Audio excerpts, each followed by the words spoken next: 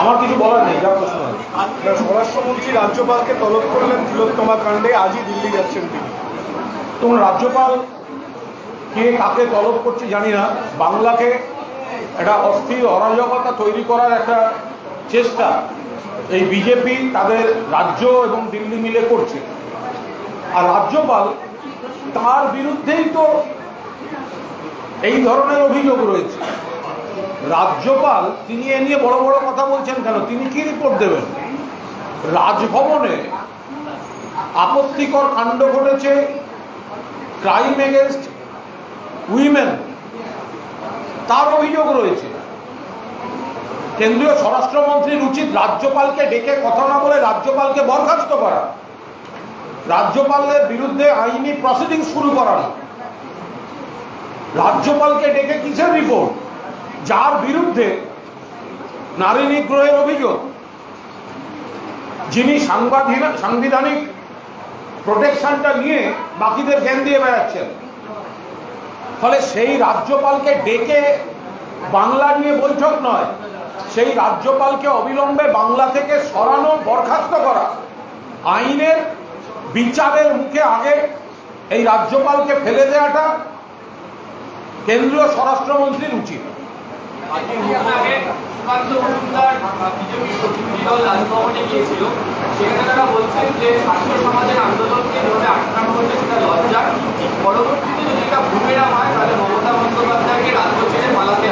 এইসব কথাবার্তা সুকান্ত মজুমদার অন্য জায়গায় বলবেন। মমতা বন্দ্যোপাধ্যায় আর তৃণমূল কংগ্রেস দীর্ঘ আন্দোলনের মধ্যে দিয়ে সিপিএম এর সরকার এবং পার্টির সন্ত্রাসের মধ্যে দিয়ে আজকে পশ্চিমবঙ্গের দায়িত্বে রয়েছেন। ছাত্র সমাজের নামে যাদের দিয়ে আপনারা ডেকেছিলেন ও তো আপনাদের ক্যাডার। সবাই দেখেছেন ব্যারিকেডটা কারা ভাঙতে গেছে, পুলিশকে কারা আক্রমণ করেছে, আইসি চণ্ডীতলার মাথা কারা ফাটিয়েছে, দেবাশিস চক্রবর্তীর চোখ কারা নষ্ট করেছে। ব্যারিকেড ভেঙে পাথর ছুঁড়ে গন্ডগোল করে অরাজকতা তৈরি করা কিছু গুন্ডা করেছে, তাদের বিরুদ্ধে আইনত ব্যবস্থা নেওয়া উচিত। আর সুকান্ত মজুমদার কোন রাজভবনে গেছেন? যে রাজভবনে মহিলারা নিরাপদ নন, যে রাজ্যপালের বিরুদ্ধে ক্রাইম এগেনস্ট উইমেন অভিযোগ রয়েছে, যে রাজ্যপাল পুলিশের তদন্ত ফেস না করে, যে রাজ্যপাল সাংবিধানিক প্রোটেকশন নিয়ে ঘুরে বেড়াচ্ছেন, তার কাছে গেছেন এই ইস্যুতে। আগে রাজ্যপালকে ন্যায় বিচারের মুখোমুখি করতে বলুন, তারপর কথা বলবেন। আজকে মুখ্যমন্ত্রী আবেদন করেছেন জুনিয়র ডাক্তারদের কাছে যে গরিব মানুষের চিকিৎসা মানবিকতার স্বার্থে তাদের তুলে নেন তারা, কিন্তু তারা জুনিয়র ডাক্তার আজকেও ঘোষণা করেছেন তারা অবস্থানে অনড় থাকছে। জুনিয়র ডাক্তারদের প্রতি তাদের যে আবেগ, তাদের যে সহকর্মীর ভয়ঙ্কর মৃত্যু, নির্যাতন, তাদের আবেগ, তাদের প্রতিবাদকে মাননীয় মুখ্যমন্ত্রী এবং আমরা সমর্থন করছি। কিন্তু ডাক্তারি এমন একটা পেশা, তার সঙ্গে মানুষের জীবন মৃত্যু জড়িত। ফলে কর্মবিরতি দিনের পর দিন চললে মৃত্যুর খবর এসছে, লক্ষ লক্ষ পরিবারের হয়রানি চলছে, রোগীদের হয়রানি চলছে। মাননীয় মুখ্যমন্ত্রী বারবার অনুরোধ করেছেন, গতকালও অনুরোধ করেছেন যে এটা পশ্চিমবঙ্গ, আপনাদের প্রতি আপনাদের আবেগকে আমরা সম্মান দিই। দিল্লি এফআইআর করেছে, আমরা করিনি, আমরা করব না, কিন্তু আপনারা দয়া করে কর্মবিরতিটা তুলে নিন। ডাক্তারবাবুদের তো সেটা বিবেচনা করতে হবে।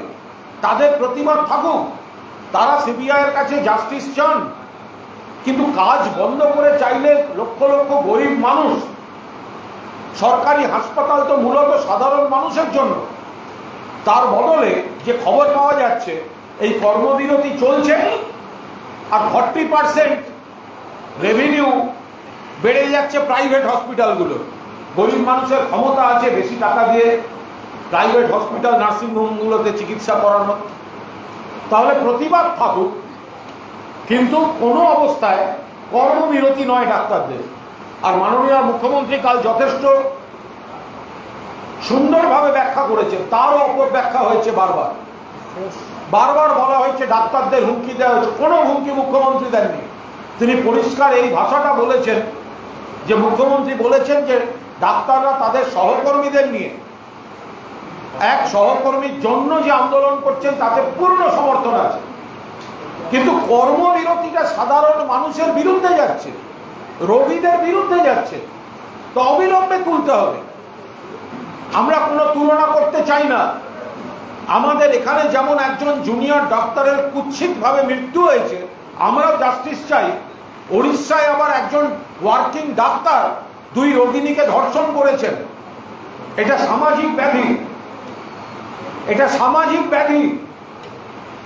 উড়িষ্যায় যখন কোনো ডাক্তার, কর্তব্যরত ডাক্তার 2 মহিলাকে অ্যারেস্ট করে, রোগিণী ডাক্তারের কাছে তো আত্মসমর্পণ করেন, আমাকে সারিয়ে তুলুন, সেখানে অন ডিউটি ডক্টর 2 মহিলাকে ধর্ষণ করলেন, তাহলে কর্মবিরতিতে সেই রোগিণীদের প্রতি সহানুভূতির পোস্টারটাও রাখুন।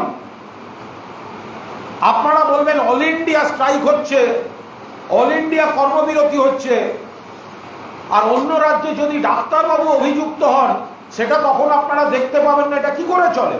যিনি সব থেকে বেশি বড় বড় কথা বলছেন, তার বেসরকারি নার্সিংহোমে, একজনের বেসরকারি হাসপাতালে অপারেশন করতে গিয়ে অপারেশনের পর ভেতরে গজ থেকে গেল, লক্ষ লক্ষ টাকার অপারেশন। এরপরে যখন সেই রোগী মরণাপন্ন অবস্থা, তাকে তুলে এনে সরকারি হাসপাতালে অপারেশন করাতে হলো। ভুলে গেলেন ডাক্তারবাবু?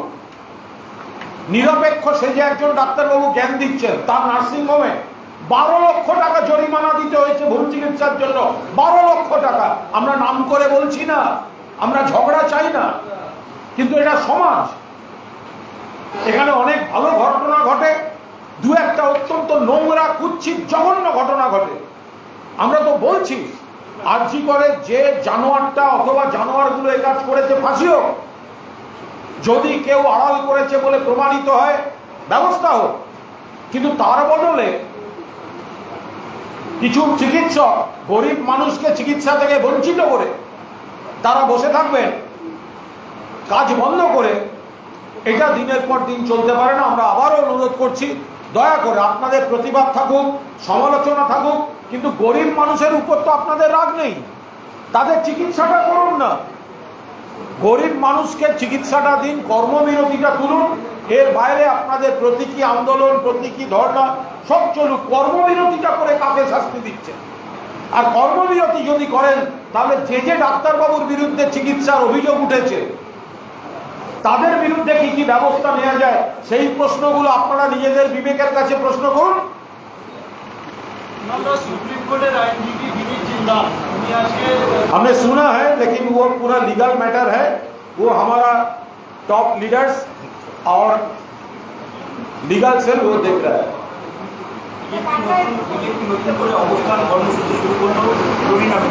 বিজেপি নতুন করে ডরিনা ক্রসিং এ অবস্থান কর্মসূচি নাকি শুরু করেছে। আমি আসার সময় দেখেছি ডেকোরেটরের লোকেরা সহ সব মিলিয়ে 9 জন ছিল। ডেকোরেটরের লোকেরা সহ সব মিলিয়ে 9 জন ছিল। যতগুলো মাইকে চোং দিয়েছে ততগুলো নেতা পর্যন্ত আসেনি। তো এগুলো কি হচ্ছে? বিজেপির রাজ্যে উন্নাও, হাতরাস, প্রয়াগরাজ, মণিপুর, গুজরাটের বিলকিস, এপাশে মধ্যপ্রদেশ, কদিন আগে বদলাপুর, গতকাল দেখেছেন উত্তরপ্রদেশে 2টি মেয়েকে নৃশংসভাবে হত্যা করে ঝুলিয়ে দেওয়া হয়েছে, আত্মহত্যা বলে চালাচ্ছে। আর বিজেপি এখানে নাটক করতে আসছে। সোনার মেয়ে সাক্ষী মালিকরা ব্রিজভূষণের বিরুদ্ধে শ্লীলতাহানির কমপ্লেন করেছিল, তাদের ওপর লাঠি চালিয়েছিল এই বিজেপির পুলিশ। ব্রিজভূষণকে সংসদ থেকে সরায়নি। ফলে বিজেপি অরাজকতা তৈরির জন্য এসব নাটক করছে।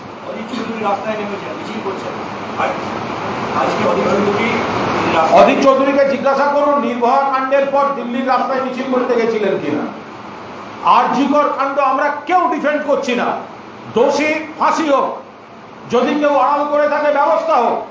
কিন্তু এই সিপিএম, বিজেপি, কংগ্রেস তাদের সময় তাদের রাজ্যে একের পর এক ঘটনা ঘটবে আর এখানে আসবে নাটক করতে, এটা চলতে পারে না। 24 ঘন্টার মধ্যে মমতা ব্যানার্জির পুলিশ একজনকে অ্যারেস্ট করেছে, সিবিআই আজ পর্যন্ত কাউকে অ্যারেস্ট করতে পারেনি। অধীর চৌধুরী আপনি আগে জবাব দিন। দিল্লিতে যখন কংগ্রেসের সরকার ছিল, শিলা দীক্ষিতের সরকার ছিল, নির্ভয়া কাণ্ডের পর আপনি কোনোদিন একটা প্রদীপ জ্বালিয়েছেন কিনা? তারপর এখানে নাটক করতে আসবেন নিজের কেন্দ্রে। এই কারণে আপনি তৃতীয় হয়েছে। সেখানে প্রতিবাদ চলছিল বিভিন্ন জায়গায় কয়েকদিন ধরে, যেটা দেখা যাচ্ছে ছাত্র সমাজের আন্দোলনে, কিন্তু তারপরে বিরোধী রাজনৈতিক দলগুলো পথে নামছে, বিজেপি, সিপিএম আছে, কংগ্রেসও। এই জায়গা, প্রতিবাদের জায়গা থেকে কি সম্পূর্ণভাবে আমরা পরিষ্কার বলছি, we want justice, we also want justice. আমরা বিচার চাই, আমরাও বিচার চাই। আমাদের পুলিশ 24 ঘন্টার মধ্যে অ্যারেস্ট করেছে, তারপর 14 দিন হয়ে গেছে, কোনো অ্যারেস্ট হয়নি। কিন্তু বিচার চাই আন্দোলনটা থেকে গোটা জিনিসটা সরিয়ে চেয়ার চাইতে ঘুরিয়ে দিয়েছে এই শকুনের রাজনীতি করা দলগুলো, সিপিএম, বিজেপি, কংগ্রেস।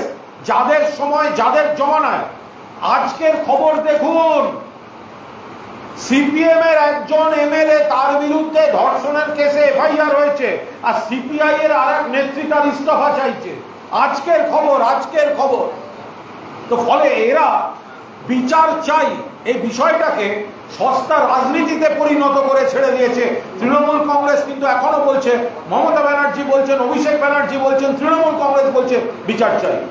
নবান্ন অভিযানে যে রাজনীতি ছাত্র সমাজের নেতাদের পুলিশ গ্রেপ্তার করা শুরু করেছে, বিরোধীরা বলছে একটা স্বৈরতান্ত্রিক মনোভাব। কেন স্বৈরতান্ত্রিক মনোভাব? কিসের স্বৈরতান্ত্রিক মনোভাব? যখন সাক্ষী মালিকরা রাস্তায় আন্দোলন করে, তখন দিল্লি পুলিশ যখন সাক্ষী মালিকদের মেরে তুলে নিয়ে যায়, তখন স্বৈরতান্ত্রিক মনোভাব বলতে লজ্জা করে না? এখানে বলছেন স্বৈরতন্ত্র তো দিল্লিতে, স্বৈরতন্ত্র তো সিপিএম এর সময় ছিল। নবান্ন অভিযান হলে 14 জনের লাশ পড়ে গেছিল। ও মহাকরণ অভিযানে 1993 সালের 21শে জুলাই 14টা লাশ পড়েছিল বিনা প্ররোচনায়, কংগ্রেসের জমানা। দেখুন, এই ছাত্র সমাজ যে কোন ছাত্র সমাজ, সে তো আপনারা ভালো রকম বুঝতে পারছেন।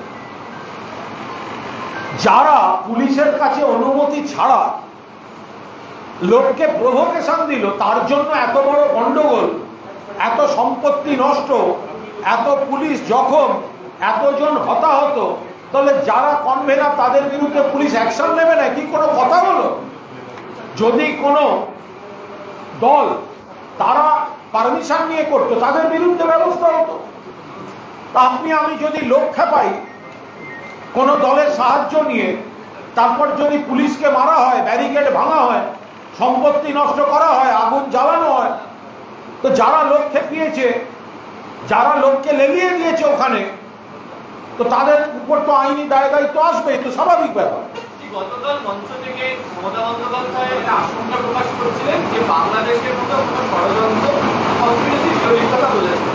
আজকে সুকান্ত মজুমদারের বক্তব্য এরা তো শুনুন, বাংলাদেশকে মমতা বন্দ্যোপাধ্যায় ভালোবাসেন, সারা পৃথিবীর সবাই জানে। কিন্তু বাংলাদেশে মাঝখানে কিছু ঘটনা ঘটেছে, যে ঘটনাটা সাধারণ চোখে উদ্বেগজনক, সেটা সবাই জানে। তো এখন যখন এখানকার বিপ্লবীরা বাংলাদেশ তুলে কথা বলছে, বাংলাদেশের স্লোগান ধার করছে, নবান্ন অভিযানের সময় একজন বিপ্লবী তিনি বললেন হেলিকপ্টার রেডি রাখুন, হেলিকপ্টার দিয়ে যেতে হবে। তো বাংলাদেশ আপনারা করছেন, আমরা শুধু বলছি না, আমরা পশ্চিমবঙ্গকে পশ্চিমবঙ্গই রাখবো। বাংলাদেশের কিছু ঘটনার সঙ্গে তুলনা করে সেগুলোর পুনরাবৃত্তি ঘটানো, স্লোগান ধার করা, ডায়লগবাজি ধার করা, সেগুলো তো এরা করছে। তো তার বিরোধিতা করা হয়েছে, কি দোষ করেছে? মুখ্যমন্ত্রী কোনো উস্কানি দেননি। মুখ্যমন্ত্রী বলেছেন অন্য রাজ্যের মুখ্যমন্ত্রীরা যখন বাংলা নিয়ে এসে উস্কানি দেন, খেয়াল রাখবেন আপনাদের রাজ্য মানুষের প্রচুর ক্ষোভ আছে, আগুন নিয়ে খেলবেন না। এটাই হচ্ছে মূল স্পিরিট। কালকের কথাটাই ফোর্স করা, তা ফোর্স করা কি হয়েছে? তো রামকৃষ্ণ দেবের কথা, তো কে কি ব্যাখ্যা দিচ্ছে, আমরা কি করবো? মুখ্যমন্ত্রী বলেছেন কোনো গন্ডগোল চাই না, কিন্তু অপপ্রচার, কুৎসা, মিথ্যাচার হলে ফোর্স করতে। তাই ফোর্সের মধ্যে কি আছে? তিনি তো একবারও বলেননি তোমরা গিয়ে ওখানে কোনো সংঘর্ষে জড়িয়ে পড়ো, তোমরা গিয়ে পাল্টা কিছু করো, একবারও বলেননি। সুকান্ত মজুমদার অমিত শাহকে চিঠি লিখছে কারণ ওদের মধ্যে কম্পিটিশন আছে। ওখানে শুভেন্দু মাঝে মাঝে অমিত শাহর সঙ্গে দেখা করে, হলদে ফুলের তোড়া নিয়ে, হলদে গোলাপ নিয়ে ছবি দেয়, সুকান্তকে তখন ঢুকতে দেয় না। ওই শুভেন্দু যায় সুকান্ত অমিত শাহের কাছে, হলদে গোলাপ নিয়ে ছবি দেয়। সেই জন্য সুকান্ত বাবু এখন অমিত শাহকে চিঠি লিখছেন যে আমিও আছি, আমিও আছি। ওদের নিজেদের মধ্যে লড়াই চলছে। Thank you.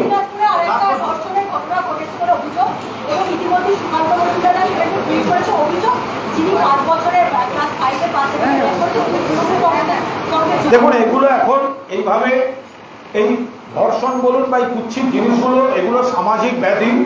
সুকান্তবাবু বদলাপুর দেখতে পাবেন না, সুকান্তবাবু দেখতে পাবেন না, উত্তরাখণ্ড দেখতে পাবেন না, উত্তরপ্রদেশ দেখতে পাবেন না। কোথায় কি করা যায় আমরা বারবার বলছি, সামাজিক ব্যাধি। এর সঙ্গে দয়া করে জড়াবেন না রাজনীতিকে। আর যদি এতই মহিলাদের সুরক্ষা নিয়ে চিন্তা থাকে, তাহলে বিধানসভায় যখন মমতা বন্দ্যোপাধ্যায় বিল আনছেন ধর্ষকদের সময় বেঁধে শাস্তি এবং ফাঁসি, সুকান্তবাবুর দল সমর্থন করুন। যদি তারা সত্যি ধর্ষকদের ফাঁসি চান, তাহলে সুকান্তবাবুর দল বিধানসভায় রাজ্য সরকারের বিল সমর্থন করুন। Thank you. এরপরে ওয়েট করো, এরপরে দেশ বাঁচাও মঞ্চ। আচ্ছা, এটা তো আইনি বিষয়, ফলে এটা নিয়ে কোনো কমেন্ট করব না। যারা তদন্তকারী এজেন্সি তারা তদন্ত করছে, যদি কোনো গরমিল পায় তারা ব্যবস্থা নেবে, গরমিল না পেলে ব্যবস্থা নেবে না। এটা যার বিরুদ্ধে হচ্ছে তিনি এবং তার আইনজীবীরা বলতে পারবেন।